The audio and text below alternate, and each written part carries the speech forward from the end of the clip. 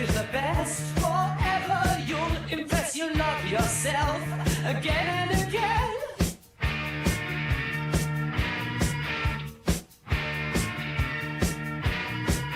Cause Nick believes in you. Oh, Nick, he does, it's true. Nick believes in. Nick believes in you, he believes it. Nick believes in you, he believes it. Nick believes in himself too. Nick's reflection is only truth. Admiring eyes of the one who needs no proof. In every mirror his heart beats confess. Nick's his own true love. Nothing more, nothing less, with the world as his stage. He takes his bow, applauding himself. He doesn't need us anyhow, no, he.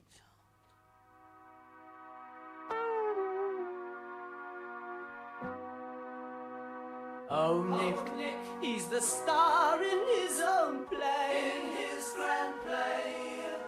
Hearts in the audience, but he just sways. He sways away to the rhythm of his ego that's never at rest. For Nick's own admiration, he'll always confess. Self-catching his eye in the window's gleam. Oh, that gleam.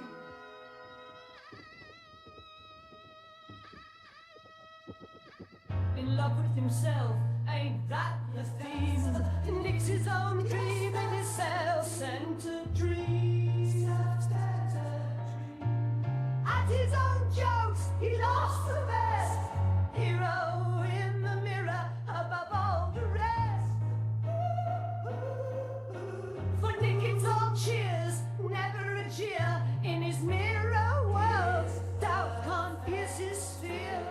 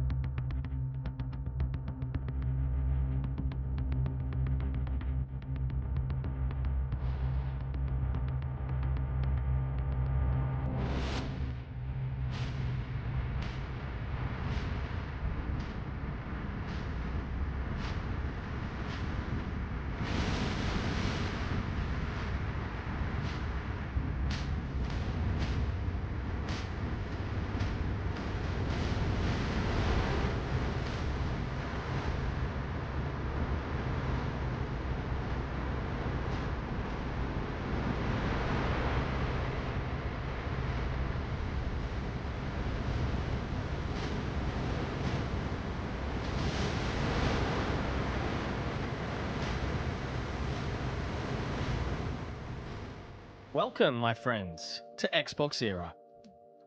If you're new here, let me fill you in. Xbox Era is a platform for the Xbox community with best-in-class forums, a kick-ass Discord server, and of course, XboxEra.com, your destination for the best news, reviews, and features, all focused on your favourite platform, Xbox. It's every Xbox fan's gateway to the best of Xbox Era.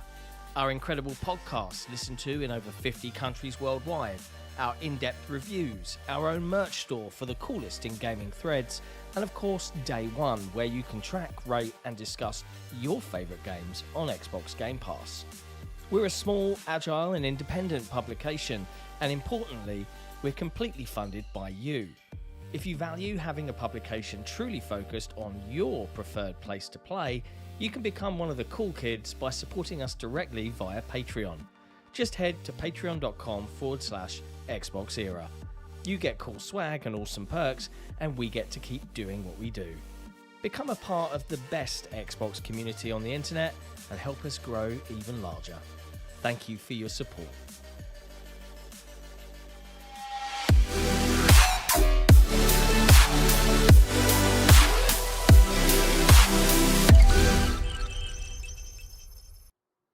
Hello, friends, and welcome to another episode of Xbox Era Headlines. The date is September 19th, 2024. I'm Sika Mechanico, and today Jesse and I will be talking you through all of the latest in gaming news from across the industry.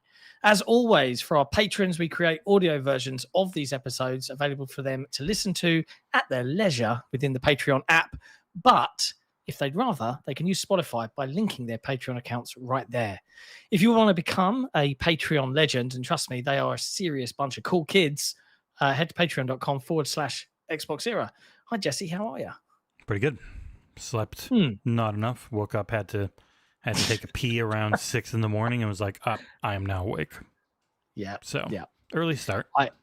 I went to bed early. I was in bed by 9:30, and that unfortunately for me means a bit of biphasic sleep. I woke up at 2, was up for like half an hour, went back to sleep, woke up again at 5, and I was just like, 9:30 is probably a little too early for me, but it is what it is. We're here. It's Thursday. There's lots of video game news. There actually is a lot of news. And we'll be doing it in a precise 1 hour chunk because at 11 o'clock, the moment I click end stream, everyone is just gently guided directly to our Dragon Age the Veilguard preview, which is premiering then. Technology, isn't it wonderful? So you'll be able to get all of the thoughts on your recent trip to play Dragon Age, right? All of your thoughts, because I know other people like IGN got to post about it ages ago, which definitely isn't irritating. A full week. Yeah.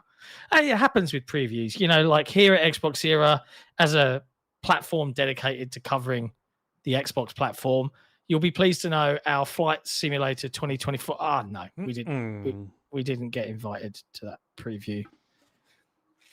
All because I'm here in the UK, right? I think that's the guess at this point. Yeah, I mean, it seems pretty logical. And from what we've heard about people complaining about Microsoft in the past is they are very Amero-centric in their PR and whatnot. And while I am in the US, you started the company and started a relationship with them through the UK. And so we get what we get. That's the break. We get what we get. So sorry, folks. No preview on Flight Sim 2024 from us. But hey, we'll bring our review whenever that hopefully comes. Jesse's ready to go for it. They sent me this. I've got the little flight stick for smaller planes right there. I've got the friggin' giant rudder pedals beneath my desk at all times. They become my fidget toy to just put my feet on and move around when I'm working. I love it. We did get there's been lots of news, if you missed the latest stuff on the site, we obviously had the Plucky Squire review go live, I want to say on Tuesday. So after our last headlines, that's available to read now. Nutshell, if you've played it, you may already agree with me. You may not. I did wonder if I'd be out there on an island on my own. Turns out I'm not. Beautiful game. Beautiful to look at, beautiful ideas, imagination out the wazoo, but kind of boring to play because the game constantly gives you the solutions and takes control away from you and delivers long, unskippable exposition. It's a shame because it could have been, if they'd have leaned into the more ingenious puzzles and gone that route, I think they would have ended up with a better, smarter game. But for kids, I have to encourage my children to read, and my daughter Harriet, great. I turned on all the accessibility assists yesterday. She was home, she was playing it. I counted it as a read because I got her to read out all of the comic book style writings as they came. So writing in her reading record, Plucky Squire, it works, right? And she was playing, so she was having fun. So I think it's great for kids. There's some educational, kind of nuggets there to chew on. But otherwise, it is a very pretty game, a really cool, it's very pretty concept. But yeah, from what I've seen from you, from Jeff Grubb and Dan Reichert at Giant Bomb, from Mr. Badbit himself, a lot of people getting very annoyed over the gameplay constantly taking control from you. Yeah, to do those things, and you've got to watch and listen and read when you would just like to have more of the fun gameplay. But also, when you get to those gameplay sections, it just kind of tells you exactly what you need to go do, which knocks out some of the magic of video games and learning how to beat stuff. I think they have said they were looking into adding the ability to toggle that off, so it doesn't just show you what to do, which I think would be a welcome improvement. It would. But I think it's a retroactive one. This isn't a game I would replay over and over. This is a one and done. It is one and done. But hey, it's there. I would recommend it definitely for younger kids. I think they would really enjoy it. Especially it's if a great way. PS Plus extra, then it is in that service for the month. Yeah, it's really solid. And I would also say, like, I was chatting to Kay Asante, who was reviewing this as well for the Gaming Circle. he said something that really rang true to me. It's a great way to kind of, like when you want to show the kids, hey, look, this is Super Mario on the SNES, or or you want to show them the older games, but they're like, ugh, these are old and I don't want to play. Right? It's a way of giving them that flavor without actually having to make them go and play those old games to a degree. But yeah, unfortunately, not a patch gameplay wise on some of those classics. We also had the Dead Rising Deluxe Remaster, not Ursel, the Dead Space Deluxe Remaster live review. It's up from Proven. If you like Dead Rising, it's Dead Rising again. It's reviewing fairly well. I don't think Proven's far off.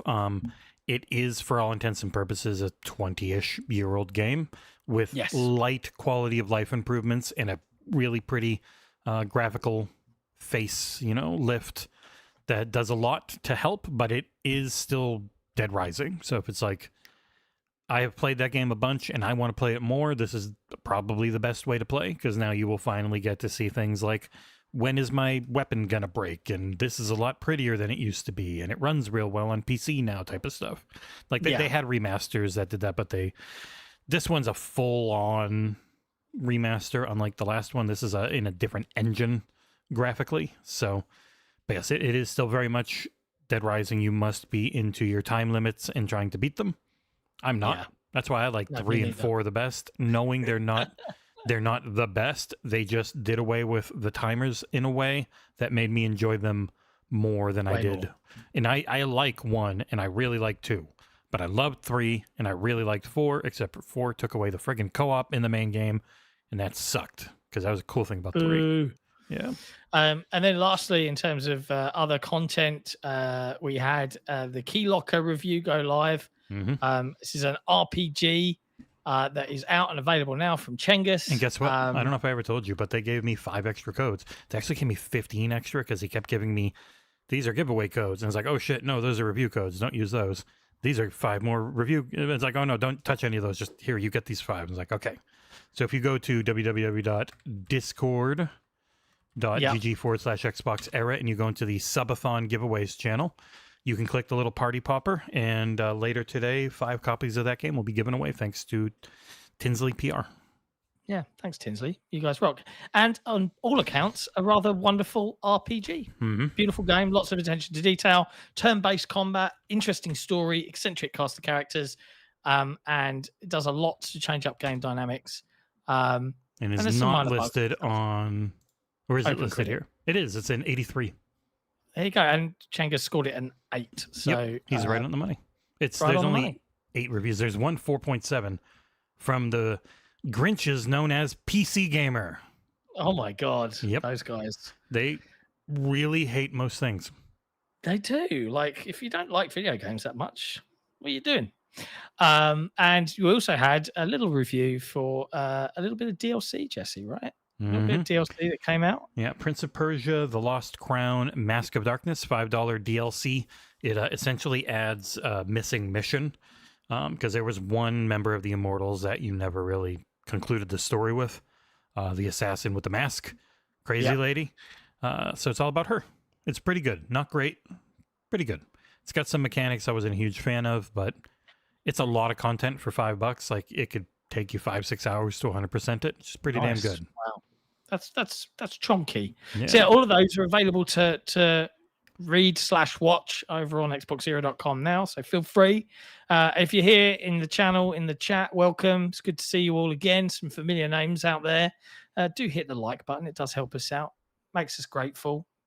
YouTube's doing rather well for us lately. Have you noticed that subscriber count is just going up and up and up and up? Well, Anotria broke 10,000 views. NBA just did 25,000. Like, we've had some fairly large reviews lately, and a lot that are just constantly getting things. Like that morbid one from Ursel is up over 10 grand, like, or 15 grand. Like, we just keep having more and more views, more and more view time, and more subs, which is good, because it really wasn't doing that for a while.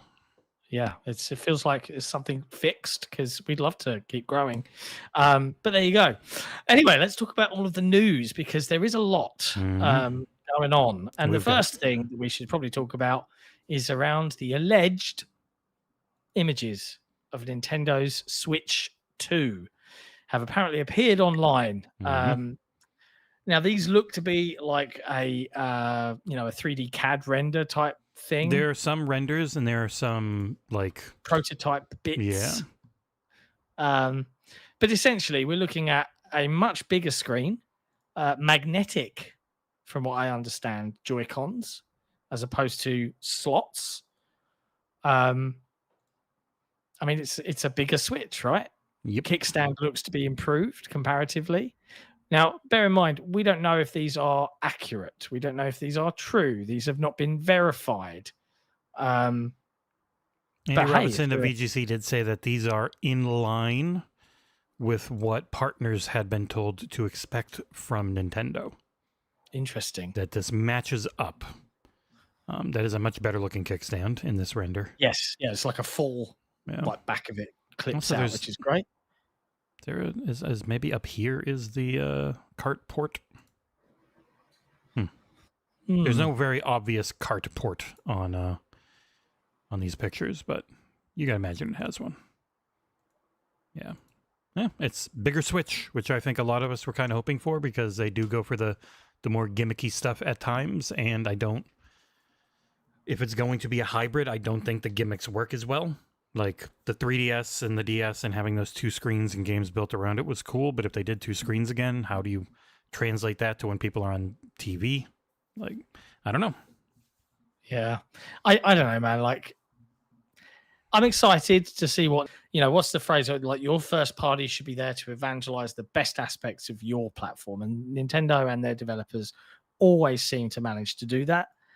But in this new era, in this new world where everything is becoming more and more x86 based, PC based, is that still going to be the case? Is Nintendo still going to have that magic? Because if it is just, here's a bigger Switch, is it going to get people rushing out the door in the same way that they did for the Switch? I mean, that's a genuine question. That's not a hot take. Like, I know that it's going to sell like crazy, but for the average person, are they just going to look at their Switch in this economy and go, I'm okay with this? Or are they going to be desperate to go out and get it again? I do think compared to it will have more new things than I think Xbox One or PS4. We're going to keep getting over time just because those keep getting everything. So like the series and the PS5 compared to Xbox One and PS4, more iterative jump, less technological leap. If this is powerful enough to start getting all the big third parties that skipped the Switch because it wasn't strong enough for them, I do think that will more incentivize people, as well as the fact that like Nintendo just has a different fan base. They have a fan base that they are Nintendo fans, not just video game enthusiasts. Like they are a Nintendo enthusiast in a way that PlayStation and Microsoft cannot get. So yeah. I think it'll be fine. They have not had back-to-back successes. Yes, like everything's been up and down.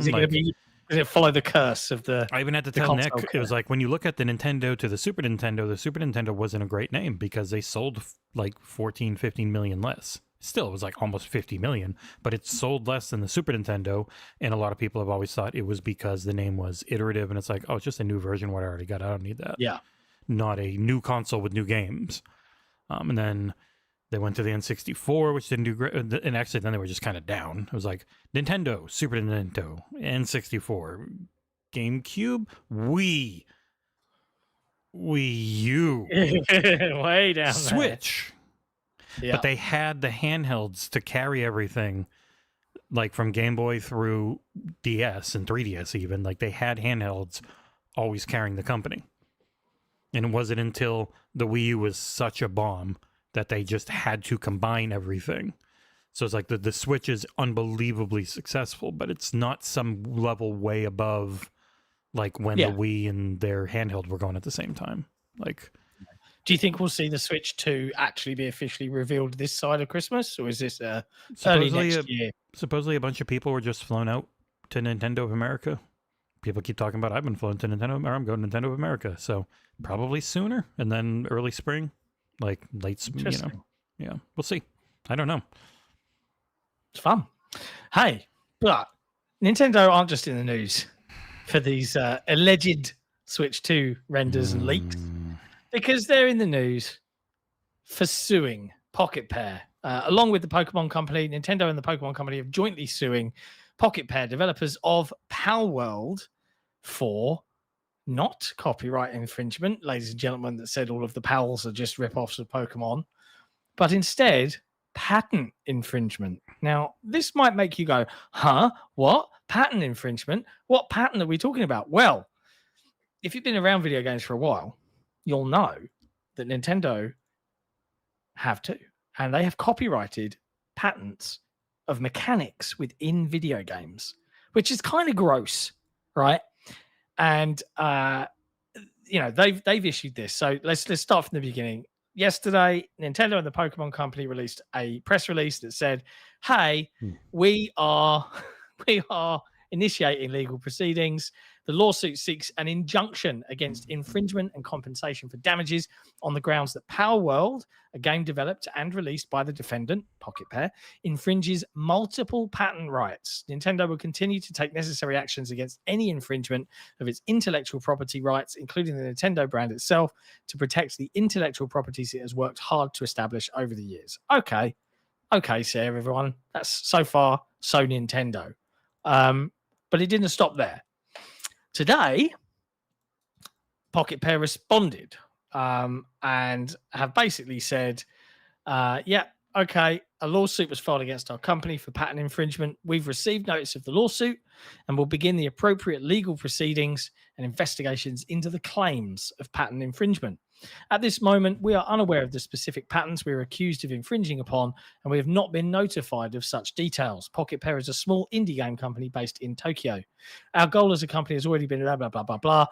We love you. It's unfortunate that we have to allocate significant time to matters unrelated to game development due to this lawsuit. As always, thank you for your continued support of Palworld and PocketPair. So, Palworld, a little bit surprised here that it's not copyright infringement, as is the rest of the internet. But here's where it gets interesting. And I have to big shout out to Stephen Totillo and Tom Warren for talking about these patents. So there's a Nintendo patent that was shared on Stephen Totillo's Twitter feed. I've sent you a link, Jesse, if that's helpful. That is a Nintendo patent from 2021 for a video game character throwing an item to catch a monster while out in a field. And he continued in this Twitter thread, the patent is registered to Nintendo and the Pokemon Company. We don't know which patents they claim Palworld is infringing on, but for all the dissimilarities between how Palworld and Pokemon play, they do both let you catch monsters in the field with balls.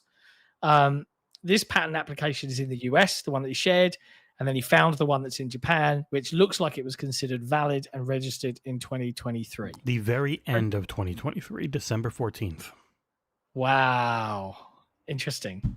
So is this cheekily Nintendo quite literally copywriting game mechanics or patenting game mechanics, I should say, to prevent others from developing similar games? That would be like if Minecraft patented survival mechanics or block building, whereas there's been plenty of Minecraft rip-offs, right? Oh, a ton, yeah. Actual Minecraft rip-offs, much more than this. Like, this is kind of gross.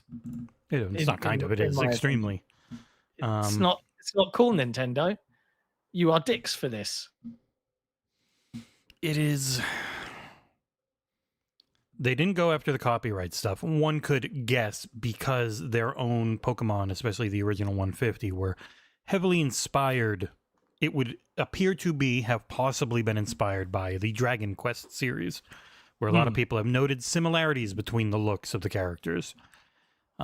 Filing a patent 20 years later, when one game's coming out that's actually not really a Pokemon game at all. It's not a monster like catching arena PvP thing. It really is its own thing. It's a survival crafting game with some Pokemon-like characters and a few Pokemon-like mechanics. Like, there have been games way more egregious in their usage of those gameplay systems. And like the patent stuff and the copyright stuff can be very different in America. I don't know how it is in Japan.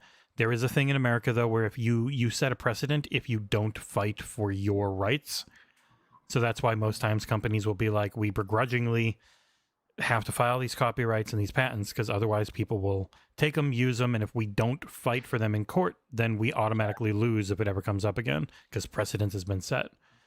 That's why, like, you'll never see Bethesda actively support Fallout London because then they would have to, it would become a legal mess.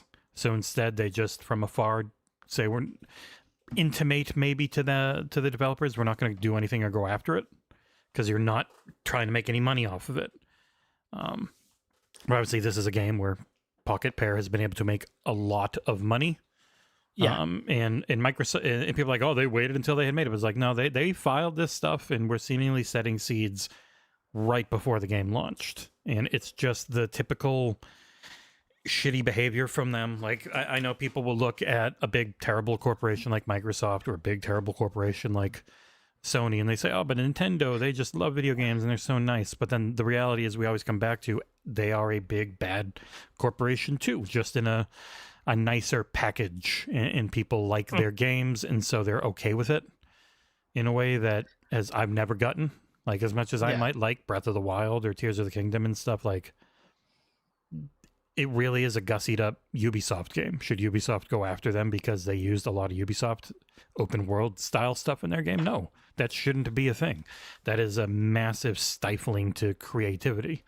If this goes through, they would then technically be able to go after any and all games that are ever like Pokemon. And people will be stuck with just Pokemon, which hasn't been good for a decade. In fact, it's been aggressively bad at times. I think that's what bugs me, is that there's a developer out there that's come out with, you know, yes, it's a concept, you know, it's similar, but they've made a better Pokemon game than the Pokemon company, and now they're being punished for it. This sucks. Screw you, Nintendo. Honestly, it's absolutely awful that they're doing this. And I know all the Pokemon fans are like, yeah, good. You know, I bet you they're not. I bet you there's a lot of people who have been very upset with the quality of Pokemon for a while. Maybe. And then you see something that immediately comes out from this tiny little team that just looks and runs so much better. You're like, why can't I get a Pokemon game that just looks half this good? I know we're on weaker hardware, but you can make Mario Odyssey look legitimately amazing. Like, you can do things with art style to have less polygons, do more work. Like, it doesn't have to be this big Unreal Engine game like Power World is, where it's a friggin' crafting survival game where you can catch enemies with a friggin' ball. I don't know, man. It's it feels like we're on the precipice of a really bad precedent being set, like a really, really bad one. So even if you don't like Power World, if you don't like that, you think it ripped off too much stuff, I would suggest go back and compare old Dragon Quest models with friggin' the original Pokemon. Like, it's just it's a thing. They're a bit similar. It's not new. But when it comes to a inflection point like this where things can go one way or another, I'm really hoping it goes the way of Nintendo. Just, if they don't have a great case, I hope they lose massively. If it turns out they've got some amazing case somehow that we don't know about, okay. But otherwise, I'm just like, yeah, no, this sucks. Yeah, it's not cool. But yeah, we can only wait and see. This is going to be now a long time bubbling away, so we just kind of have to just wait for the end result, I suppose. But there you go. Next up in news, but before we tackle that, we have a super chat from BT Maverick 707, who says, here's a cup of coffee for both you gents, or one McGriddle to split and mail the other half. We don't have McGriddles here, so it's going to have to come from you, Jess, if you don't mind. Post it. Thank you guys for keeping up the great work. My favorite gaming morning newscast by far. Appreciate you, dude. It's appreciate you. Griddle cakes, like little pancakes with syrup in them around like sausage, egg, and cheese. I did I had nothing, but I had 8 rashers of bacon, streaky bacon this morning. So I had an 8 rasher filled bagel. It was delicious. Streaky bacon, British folks. Yeah, not back bacon, because 8 rashers of back bacon in a bagel is too much. No, yeah. But it was perfect amount for a streaky. I loved it. Anyway, next up in news, Flight Sim 2024 previews have hit across the internet. Not here. Not from us, but elsewhere. And it seems like it's a great flight simulator game. It is. You know, what more can we say? We haven't played it. Yeah. From the previews I read, the stuff I see, like, of course, Xbox Wire had their typically good coverage of their own stuff, which is always funny to see. They also have really good coverage of third-party stuff. It's like, how are you getting access? Oh, wait, yeah, you're literally Xbox. But yeah, it is unbelievably highly detailed ground, along with definitive things to go and do. Those are like the two big selling points. First off, it's only 30 gigs to install. They just give you all the rest over the cloud. But what you see in the video here, that is just what the ground looks like. Like, it is upwards of 4,000 times more detailed than the first game. Because, like, this clip here, the guy's showing the first game, where when you weren't supposed to get to the ground unless you were at an airport. They would make the ground look okay around airports. And hopefully we will be reviewing it. Becca, I've gotten this Giganto boy. I've got the little flight stick. I've got the rudder pedals down here all ready for Flight Sim 2024. But like the ground detail and the animals on the ground and everything are just ridiculous. But people were flown out to the Grand Canyon, which we had heard rumblings about from someone else who asked if we were going. We're like, what? No. But they were flown out, like at Paris and Grub and IGN and lots of others. Lots of if you're in America, lots of Flight Sim dedicated creators, which is always cool that they do it. They do that around Forza as well. I do like that. Yeah. So they went out to the Grand Canyon, flew a real plane around the Grand Canyon, and then flew around the Grand Canyon in the game, similar to what they did in Washington State with Flight Sim 2020, if memory serves. Looks incredible, like absolutely stunning to look at. Comes out on November 20th. Looks amazing. If the Flight Sim 2020 was like a proof of concept of you can just be a pilot that goes from area to area, now this is gamifying it in a way that I think will appeal to more people. Yeah, there's a whole career section now. You have to like do your pre-flight procedures, and if you damage your planes or if you screw up, you'll affect your warranty on your fleet, and then you're going to start like it's basically like a flight pilot management sim as well as the actual flying sim, which is going to excite a lot of people that are really into planes. Yeah, I think just making it this thing where there feels like there's more reason to go do something, because most of the part, like when I was streaming it and having fun, it was I want to see what this area looks like most of the time. If you're not in that mindset of I want to learn this plane and I know this thing, like I've got this one specific plane I'm going to master. Now the game is giving, I think, more people more reason to do it. Also, the clouds just look ridiculous. The fog looks incredible. The technical upgrades for this one compared to 2020 are nuts, because you think of 2020, it's like, wow, it's like the best looking thing ever, essentially, for a global simulator. And then seeing comparisons from 2020 to 2024, it's like, holy shit, it actually is a massive upgrade, just in large part because of the ground, but everything really. It's just bonkers. But I love that there's so much tech behind Flight Sim, and that's the tantalizing thing. That's the direction of game development that we should be intrigued and excited about. And it's arguably, and as much as I hate the freaking buzzword, the power of cloud is actually like, oh, okay, that's really cool. There's a quote here from one of the developers is talking around how it's only going to be 30 gig and it streams the rest in. Is like, hey, why install all the data for the United States if you're just going to fly over Europe for the evening? Like, why do you need that on your hard drive? You don't. And they've said that, 2 petabytes of data on the cloud, Flight Sim 2020, 2 petabytes. So that was for the whole world. And they kept adding to it and stuff like that. And now they can kind of keep that a little bit more sensible. Even marketplace content beyond the base game was 2 terabytes worth of content. It's so massive. It's ridiculous. Wow. Talk about live service, huh?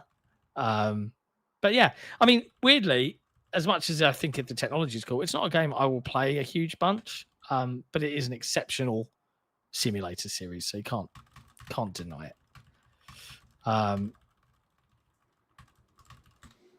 Amit Kumar said I don't think the file size is 30 gigs on the install. The Xbox Wire article says they reduced it by 30, but I've seen others saying it's 30, and also it's like 150 to install it, so reducing by 30 wouldn't actually help that much. Hang on, it's not, the Xbox Wire does not say reduce. Direct quote, direct from Xbox Wire. I'm reading it on the page right now. By tapping into the latest cloud streaming technology, installation size has been trimmed down to about 30 gig to get you in your seat and flying as quickly as possible, streaming in the higher detailed areas that are only necessary for your flight path. Yeah. So 30 gig. That's what it says. And we had heard that number actually a couple months ago. They were talking in an interview. They were hoping to get it down to about 30, which is crazy. That's insane. Because, it's like if you want to install it and all the world updates, it's like 400 on Flight Sim 2020. Conservatively, madness. 400. That's so cool.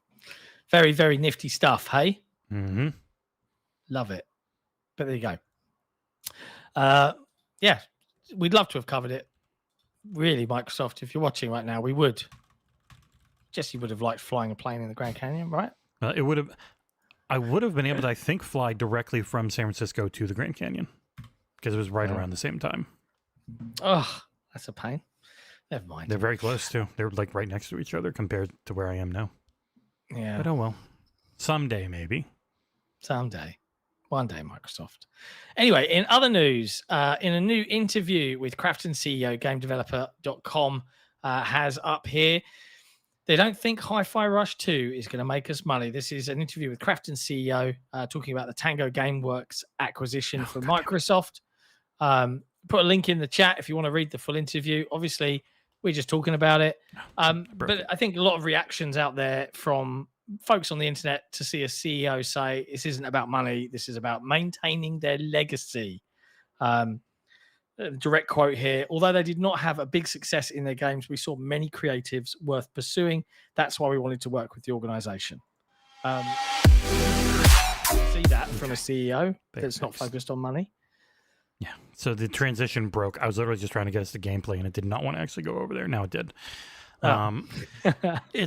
It is that thing where like art is generally supported by the wealthy. It's hard to make money on stuff that will endure. Like Picasso sold one painting when he was alive. Now people will lose their shit over it. It's always like the art. You've got your grand benefactors like us, the people who will put their money where their mouth is because they really like something. That's not the case lately in gaming. So it is nice to see a company that's just made bajillions of dollars with PUBG just say, hey, we really like what they made. That's why we bought them. We don't expect to make a bunch of money off of what they do. Essentially saying they never really had a big success. They did with the Evil Within, but lately, Evil Within, huge, sold a ton. Evil Within 2 supposedly didn't sell much. Ghostwire Tokyo supposedly didn't sell much. Hi-Fi Rush did okay, but wasn't a huge AAA scope project that could make a bajillion dollars.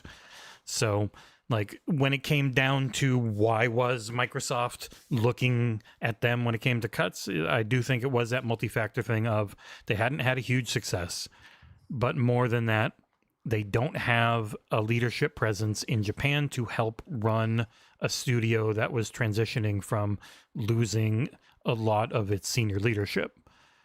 So it was like a bevy of factors, and it required someone like Krafton, who is in that area and who does have the money, to come in and say, hey, we really like what you did.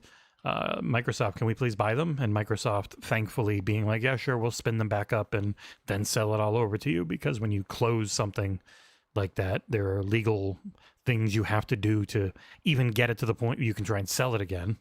But yeah. I'm very happy that they continue to exist, and I hope this situation maintains, because one of the main things in business is people saying stuff that sounds good, but then when the money stops getting made, the tunes change.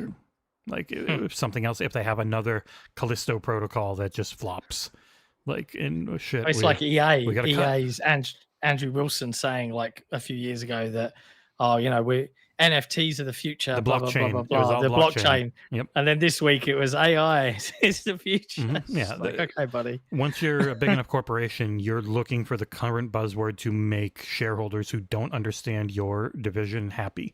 It's like, okay, I don't really know how this is going to work, so sell me on what is going to make us more money than we made last year. And that's what those conversations are never for us. But because we are so tuned into these things, we pay attention to them. But they are not for us. And this is very much a not shareholder thing to say, which is refreshing. Yeah, it was nice. We like refreshing. Mm-hmm. We like refreshing around here. Very much. Speaking of EA, they have released a few bits and pieces. There's some new details on the new Battlefield game. This one is exclusive reporting from Insider Gaming. From Tom Henderson over at Insider Gaming. Yeah, son of a gun. We had an interview on Tuesday's headlines. We talked about that IGN ran with Vince Zampella, talking about the Battlefield franchise and what's going on. And this is some new details from Insider Gaming on this, right? 45 different weapons on launch, 10 multiplayer maps, putting it in line with Battlefield 1, 3, and 4.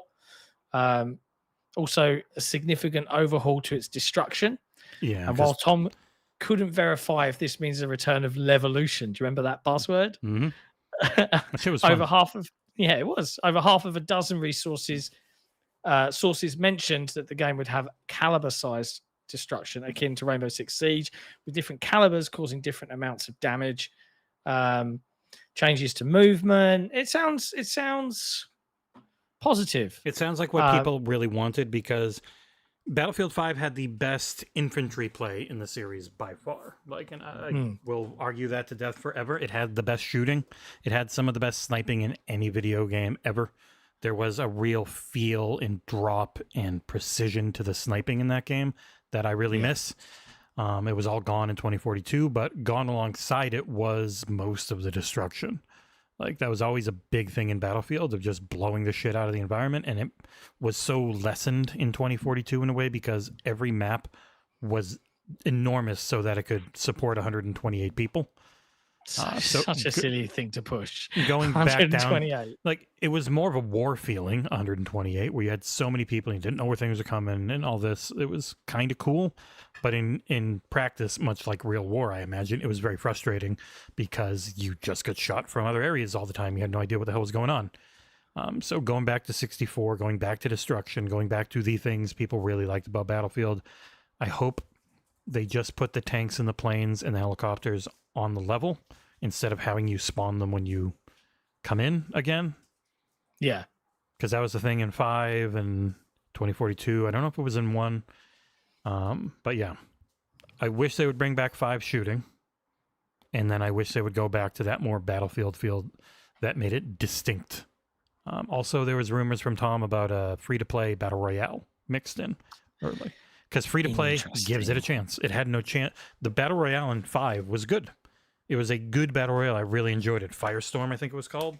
But you had to buy the full game to get it, and so it never had a chance. Because at that point, if you weren't free-to-play, or PUBG, which eventually I think went free-to-play itself, much like Overwatch had to go, you didn't have a shot.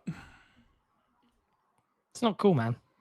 But hey, fingers crossed for the next Battlefield game. I definitely would play it. And they've got Motive and Criterion working together on a single player campaign for it. So yeah, well, that's for Torn Raptor. Torn Raptor can have the single player campaign. And me. Yeah, it was like a nice single player campaign, especially when they just did Dead Space 2 remake or Dead Space 1 remake. I wish to. Could be good. Yeah, and EA hasn't been quiet as well, providing an update for The Sims. This comes from Tom Ivan over at Video Games Chronicle. No plans for The Sims 5. The Sims 4 has been out for, over a decade now? It's got 80 million players, according 10 years, to EA. I believe. And it's got a ton of content. So they're like, yeah, we'll just continue supporting The Sims 4 more than ever. Yeah, I mean, it's one of those things where, that franchise, I don't think needs massive tech, upgrades. I know there was... excuse me, I had to sneeze. There was one Sims like that went for a more realistic look, but I think people have always liked the more cartoony look of the Sims when you're doing terrible things and killing people all the time in it. So yeah, instead of having a numbered sequel, the next Sim things would be like, you've got The Sims 4 in all its ridiculous amount of content, because they were like, they don't want to have something that then people leave all that content behind, because that just keeps happening and people get really sick of it and angry. And it's with licenses and with everything, it's really hard to have it come forward into a new game all the time. I do think that's the business side. It might not always be a tech issue, though obviously you'd have way worse looking models if you were trying to bring Sims 4 stuff into 5. Equally, though, like, I think it's another thing that points to the graphics have hit a limit now where it's good enough. Yeah, they could make it look a lot better, but then it just becomes a lot more labor and money intensive, and it's not worth it at that point. And that is one of Nintendo's bigger advantages. They haven't pushed 4K, so they don't have to go as crazy with their graphics and their tech. And but I think the thing they said about The Sims future is it would focus on figuring out something multiplayer, which I think makes sense logically. If you've got your single player thing, your live service multiplayer thing you can try and milk billions out of people on is the way to go for them. Yeah, sounds pretty sensible. I agree. So yeah, if you're a Sims fan, don't worry. Sims 4 sticking around for at least the foreseeable future. Next up, we have Towerborne. It came out in early access a week and 2 days ago. If you haven't watched my early access review, I recommend that you do. Lots of people did, which is nice because we were one of the few outlets that really went to town on it. We do mean few. Yeah, there's like 5, I think. I think Games Radar eventually did one, and it got an 8. But yes, Towerborne, still enjoying it, still playing it. It's a really fun get together with your friends of an evening kind of game, and it's just got, as of yesterday, it's kind of second patch, but it's one of the bigger ones, with a metric butt ton of changes, quality of life improvements, fixes, all sorts of things like that. They've made some changes to things from costumes. They've made balance and damage changes to your umbras and what your combos do. They're working hard on this thing, and I think they're onto a winner here with Towerborne. I think they're onto a really solid, good, unique. I don't want to say MMO. I want to say online RPG light. It is, because it's so chill with friends. It's a nice thing to just go and play. It's got like support for dailies and stuff like that. If you're nervous about early access, I would say to you, I think the developers have gone on record saying that yes, there will be wipes. Mm-hmm. So if you're one of those that's just like, oh, I don't want to be wiped my character that I spent hours and hours building, you may want to wait until it comes out on game preview and Xbox, where the wiping will no longer happen. But yeah, it's fun and I really enjoy it. So good luck to Stoic and team as they continue their early access journey. What else? Oh, this one caused an uproar, didn't it? Square Enix have finally gone on record to talk about how in the high definition games subsegment, we released multiple new titles, including major titles like Final Fantasy 16 and Final Fantasy 7 Rebirth, but profits unfortunately did not meet our expectations. So there you go. There it is in black and white. They did not sell in the way that they'd hoped on exclusive PlayStation platforms. Obviously, Final Fantasy 16 is now out on PC. Is Rebirth out on PC yet? I don't think it is, right? It's still exclusive. They are slower with their ports because I don't think they always have someone to do them. Like they do see very much the team that made the game does the ports, it feels like, when they talk about it. But yeah, 16 was the next successor in the mainline series to 15. 15 launched on Xbox One, PlayStation 4, and PC at launch. I have seen people like they were talking about it yesterday on Game Mess on Giant Bomb, and they were like, "Oh, I don't think it would have moved the needle if it was on Xbox." And I was like, "There's still 100 million like monthly active users in that ecosystem. There's however many million, like it all matters. And I do think if they could have gotten a couple million more on Xbox and maybe 10 million more on PC, who knows, if it was at launch, like that really matters. Like, yes, you have to pay more you would have to pay more to do the development for both of them, and you wouldn't then have whatever Sony paid them. But it's very obvious that whatever Sony paid them didn't make up the difference and hasn't on pretty much any of these.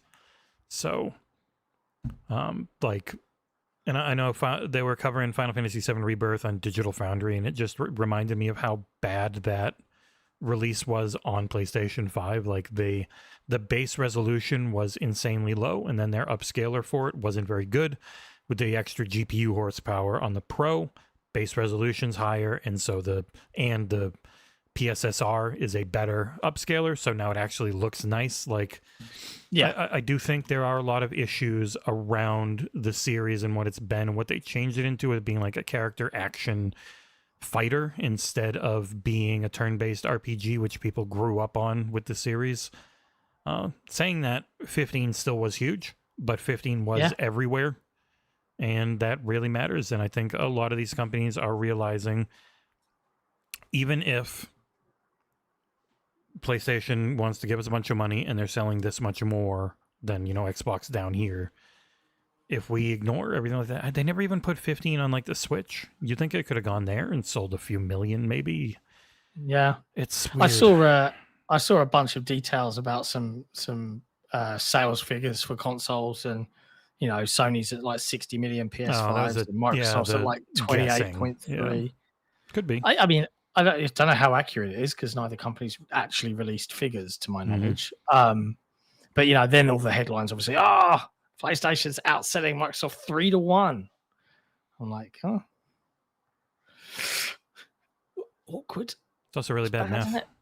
There's some really bad math. Yeah. It would be a little over 2-1 if those numbers are accurate. And is it sell through? Is it shipped? Like, I don't know. It could be worse than that for all we know.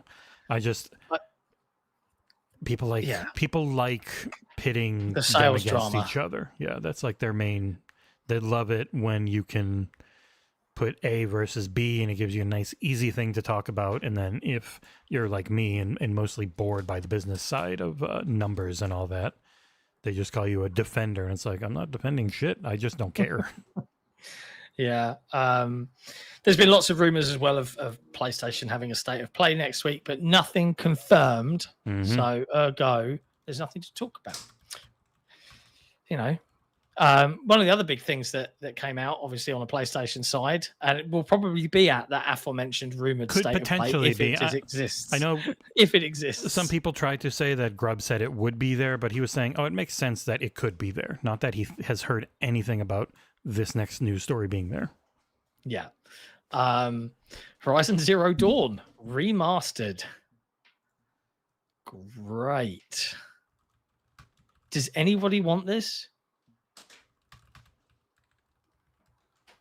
I don't know. I have a feeling. I have a feeling about this one. So Talk to me. Amazon had been working with them on a Horizon Zero Dawn show. Right. Okay. Show I see where you're going.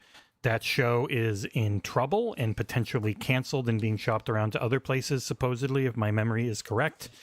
I think much like the Grubb also said that there might be a remaster even less exciting than Horizon Zero Dawn, which I would not be shocked if it was The Last of Us Part 2 remastered, because Season 2 of The Last of Us TV show is coming, so getting that game onto PC makes sense.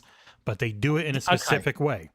They will release it on PS5 as remaster, and then months later, it comes on PC.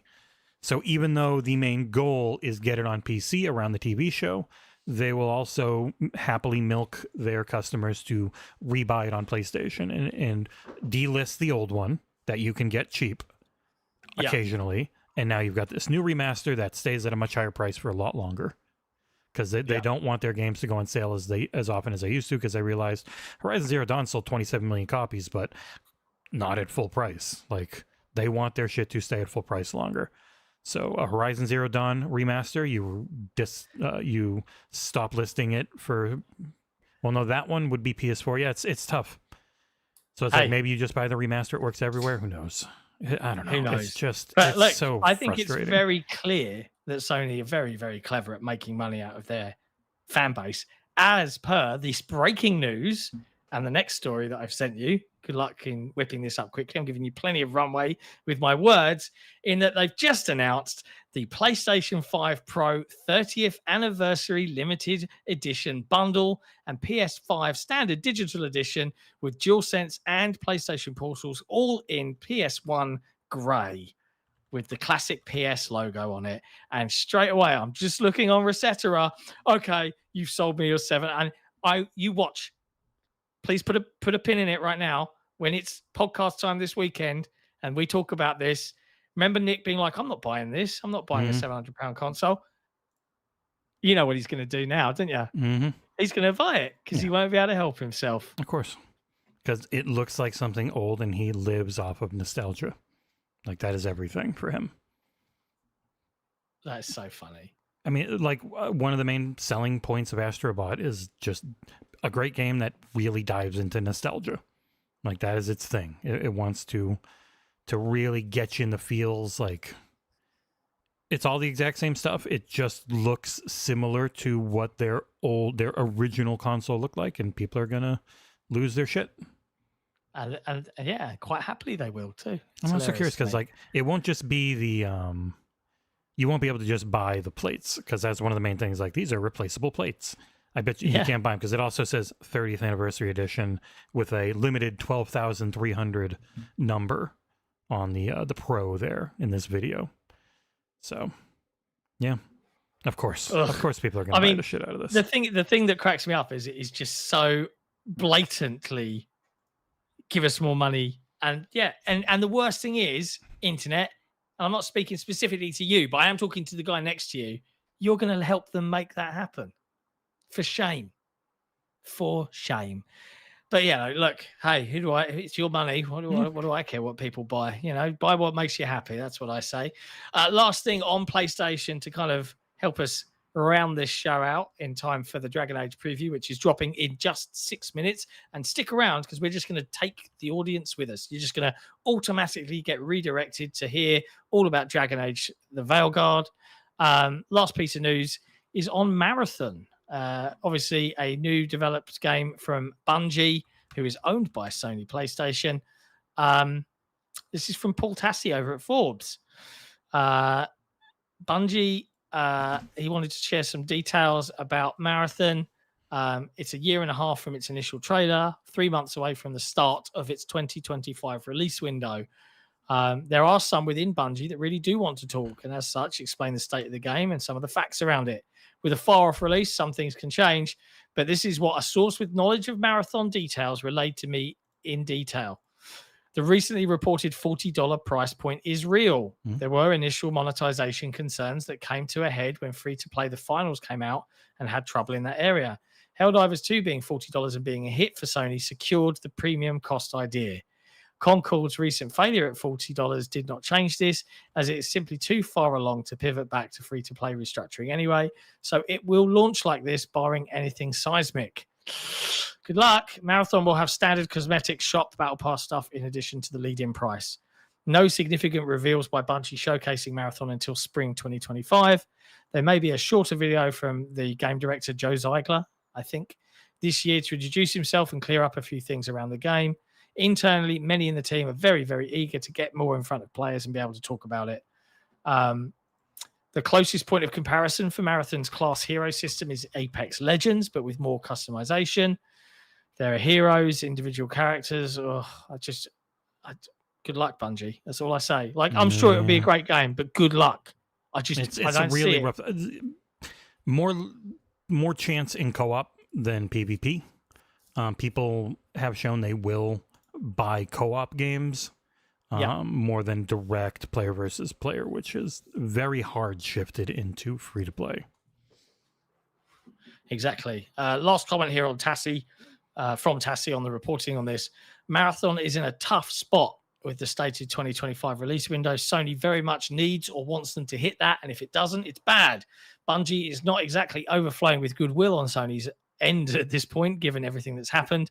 That said, Bungie getting Marathon out in 2025 with enough content and a high enough quality bar will also be tough.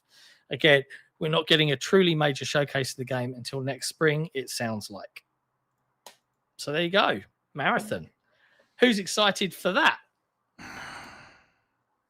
know they lost me pretty hard over Destiny 2 lately. Yeah. But yeah, I'm really friggin' curious.